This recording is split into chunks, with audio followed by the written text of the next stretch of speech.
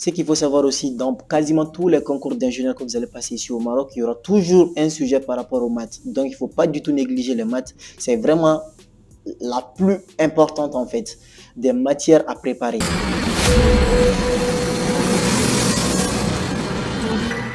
Bonjour, bienvenue sur Resam, ce qu'il vous faut pour atteindre l'excellence. Dans cette nouvelle vidéo, je vais vous parler un peu de l'organisation des études supérieures ici au Maroc, de comment est structurée les études universitaires, les écoles et de comment se fait la procédure pour passer les concours des grandes écoles d'ingénieurs et aussi aller dans les cycles d'ingénieurs, dans les FST, voilà.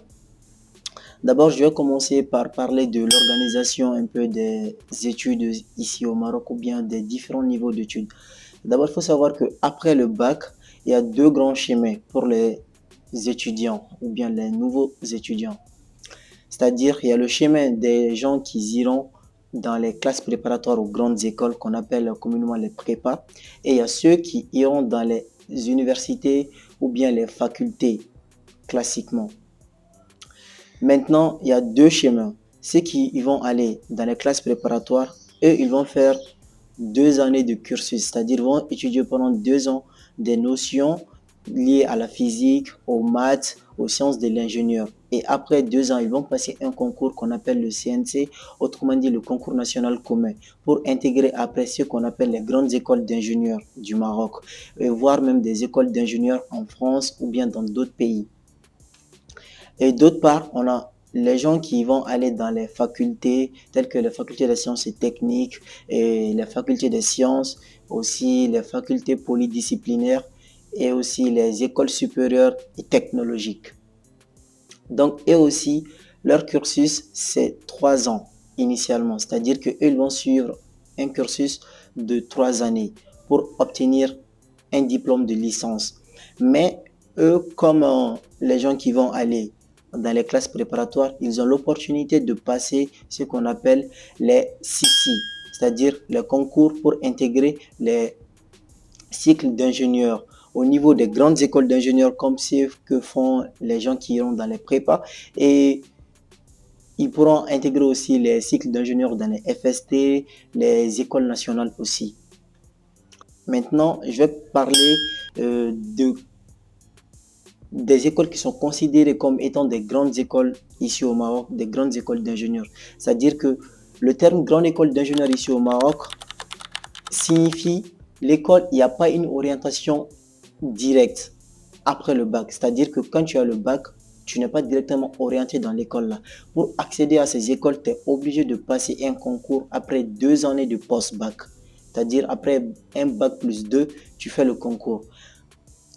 Que ça soit que tu fasses une classe préparatoire pour les grandes écoles ou bien que tu sois à la faculté des sciences, à la FST, à l'EST, après 2 ans, il faut faire un concours pour intégrer les grandes écoles d'ingénieurs.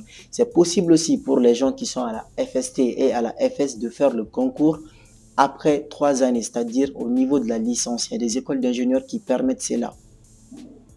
Et des fois, il y a deux cas. Quand tu fais et tu postules en étant en licence, tu as la possibilité soit de faire juste un entretien.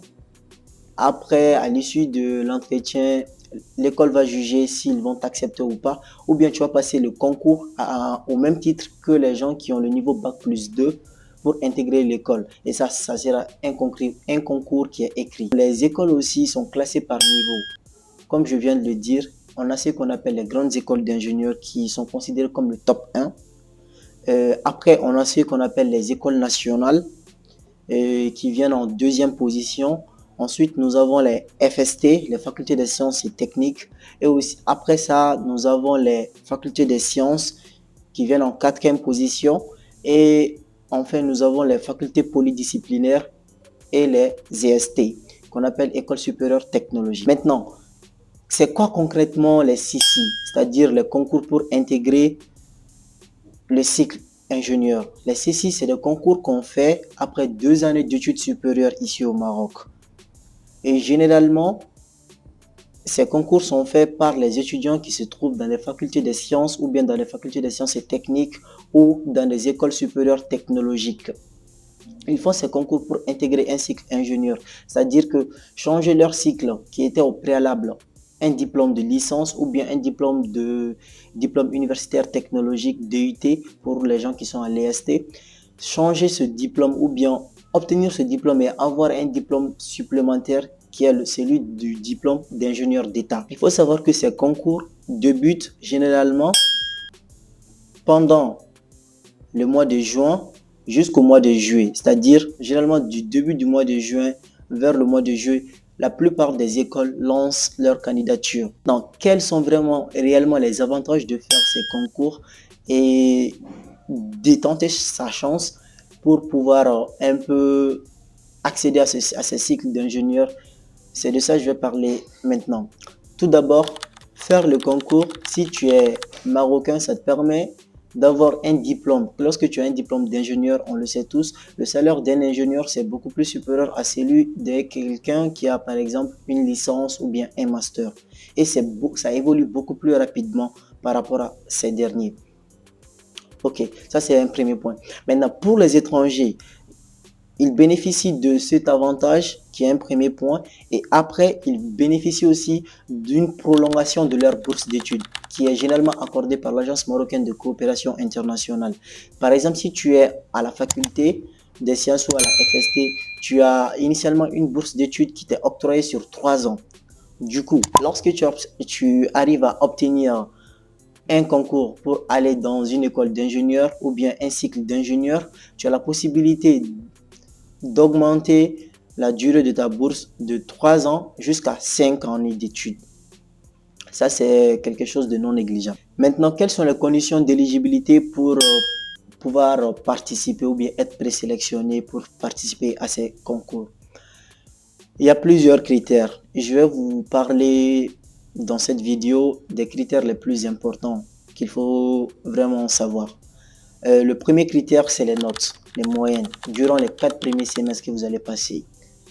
En général, les écoles exigent d'avoir une moyenne dans chacun des 4 semestres qui est supérieure ou égale à 14, c'est-à-dire minimum la mention bien.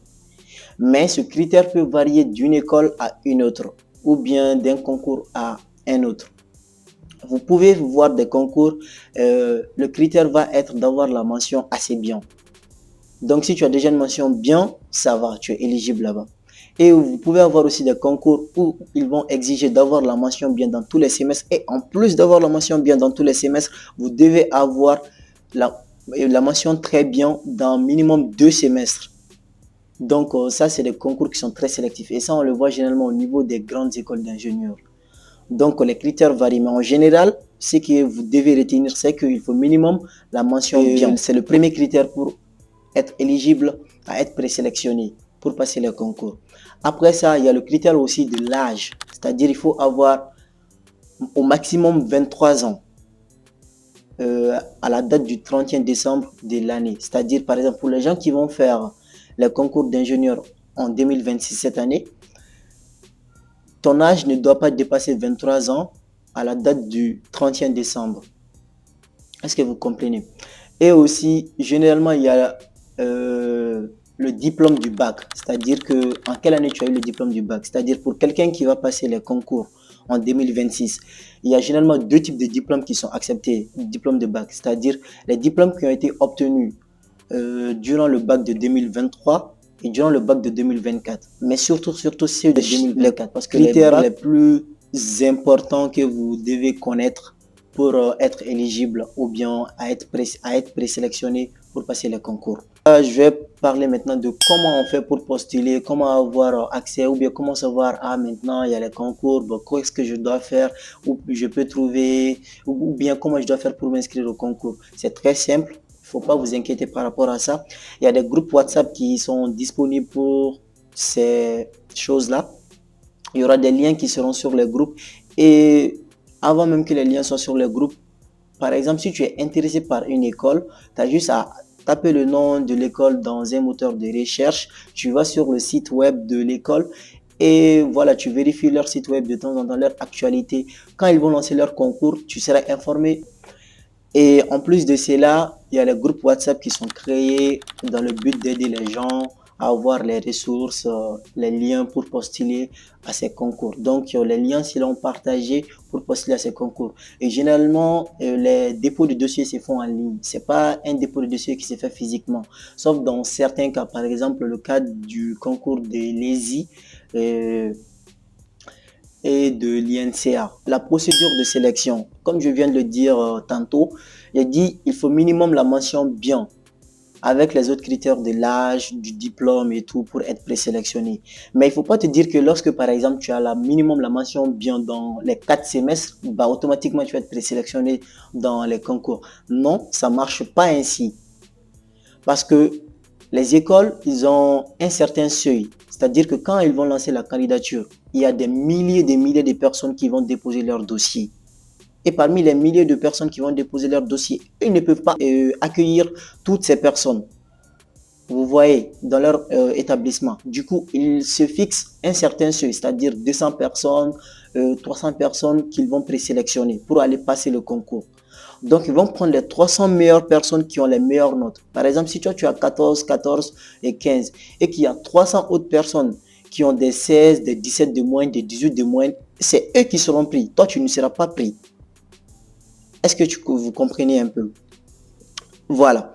C'est un peu ça la procédure de présélection. Après, quelles sont les matières qui vont venir dans les concours? Les concours, ça sera sur quoi? Les sujets et tout. Généralement, dans les concours, il y a 3 matières qui reviennent. C'est-à-dire, il y aura un sujet sur la matière mathématique, il y aura un sujet sur la matière physique, un sujet sur la matière informatique. Mais il y a des concours où vous pouvez avoir un sujet sur la culture générale ou bien un sujet sur le français ou bien un sujet sur l'anglais. Tel que par exemple à l'ENCIA, il y a un sujet qui sera fait sur l'anglais. Au niveau de l'INCA, il y aura un sujet qui sera fait par rapport à la culture générale ou bien au français là-bas. Et maintenant, ce qu'il faut savoir aussi, dans quasiment tous les concours d'ingénieurs que vous allez passer ici au Maroc, il y aura toujours un sujet par rapport aux maths. Donc, il ne faut pas du tout négliger les maths. C'est vraiment la plus importante en fait des matières à préparer. Donc, il faut vraiment être bon en maths. Après, vient la physique. Ensuite, il y a l'informatique, un peu les langues, voilà, pour compléter la chose. Maintenant, quand est-ce qu'il faut se préparer pour ces concours d'ingénieurs? Il faut savoir que la préparation pour les concours d'ingénieurs commence dès le début de tes études à l'université, c'est-à-dire depuis le premier semestre, depuis le S1, tu commences tes études universitaires. Il faut être focus, il faut avoir la mentalité, le mindset dans ton esprit que ton objectif, c'est de passer les concours pour intégrer un cycle d'ingénieur. Et là, tu dois travailler, fournir les efforts pour, parce que les concours pour les cycles d'ingénieur, vous serez examiné sur tout ce que vous avez vu durant les 2 années d'études post-bac. Donc, depuis le début du premier semestre jusqu'au S4. Voilà. Donc, la préparation, c'est sur 2 ans. Maintenant, par rapport aux gens qui sont déjà en 2e année et qui posent souvent des questions, bah, je sais pas comment je dois m'organiser pour traiter les sujets, et comment je dois faire ça, et par quoi je dois commencer, sur quoi je dois me concentrer. Prochainement, je ferai des vidéos pour expliquer tous ces concepts un peu plus en détail. Mais il faut savoir que ce qui est vraiment important, c'est de valider tous vos 4 semestres. C'est vraiment de valider tous vos 4 semestres. C'est pas que par exemple, maintenant on est en mois de février, vous allez négliger le S4. Ça, cette partie, c'est vraiment pour les gens qui sont en 2e année. Il ne faut pas du tout négliger le S4. Parce que si tu ne valides pas le S4, même si tu arrives à avoir 10 concours pour les écoles d'ingénieurs, tu ne vas pas y aller. Parce que tu n'as pas validé le S4 à la faculté. Donc, il ne faut pas du tout négliger vos 4 semestres. Il faut tout faire pour les valider. Donc, il faut vraiment bien travailler et réussir à valider tous vos semestres pour être à l'aise dans un premier temps. Maintenant, après ça, la meilleure période pour préparer, commencer à traiter les anciens sujets de concours serait après le S4. Donc, il faut tout faire, bien préparer le S4, réussir à valider tous vos modules rapidement pour vous concentrer parce que vous aurez à peu près 1 mois ou 45 jours pour préparer les concours. Donc, c'est largement suffisant. Si vous avez bien travaillé durant les 2 années quand même, c'est largement suffisant pour traiter les anciens sujets. Maintenant, il faut aussi cibler tes écoles. Si tu veux, tu peux faire toutes les écoles, ça dépend de toi. Mais ce que je vous conseille, c'est de cibler les écoles. Vous savez dans quel domaine vous étudiez, les domaines qui vous intéressent, dans quoi vous voulez être. Donc, il faut vraiment être précis, cibler les écoles qui vous intéressent et qui peuvent vous permettre d'acquérir une formation solide dans les domaines qui vous intéressent.